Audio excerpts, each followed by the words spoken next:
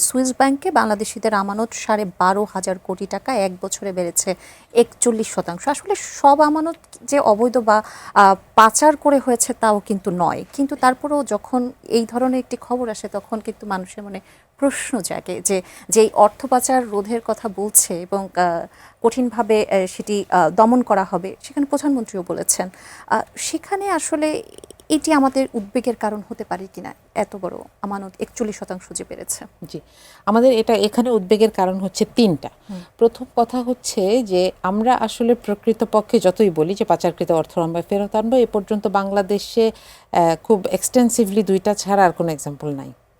তাহলে সুতরাং এটা হচ্ছে ওই যে আমরা একটা কথা পড়তাম না যে গ্রন্থগত বিদ্যার পরহস্তে ধন, হ্যাঁ, এটা আসলে প্রয়োজনে আমাদের কোনো কাজে লাগবে না এটা। দ্বিতীয়ত হচ্ছে এটাকে আমরা আটকাচ্ছি না কেন? সুইস ব্যাংকের কিছু ফ্রিডম আছে, তারা কিছু জায়গাকে তাদের মানে আইনের বাইরে আছে। এটাকে মাথায় রেখেও যদি আমরা চিন্তা করি যে তারা এটা প্রকাশ করছে না, কিন্তু আমি তো আমার দেশ থেকে এটা মনিটরিং করতে পারি যে এটা কোন চ্যানেলে যাচ্ছে। নাম্বার 3, এতদিন পর্যন্ত যারা এই পয়সাগুলো পাচার করেছেন তাদের একটা রেকর্ড আছে। আমরা কি কখনো দেখেছি যে মানি লন্ডারিংয়ের জন্য কোনো একজন বড় মানুষকে, যাকে আমরা বড় ব্যক্তিত্ব হিসেবে চিনি, তাকে ধরা হয়েছে? না। ধরা হয় কাদেরকে? ওই যে হুন্ডি ব্যবসায়ী একজনকে ধরে বা একটা গ্যাংকে ধরে আমরা এটা আত্মতৃপ্তি পাই যে আমরা মানি লন্ডারিং বন্ধ করছি। তাহলে এই জায়গাগুলো কিন্তু আসলে বন্ধ করা যাচ্ছে না। আমাদেরকে খুব দ্রুত একটা ইফেক্টিভ জায়গা বের করতে হবে।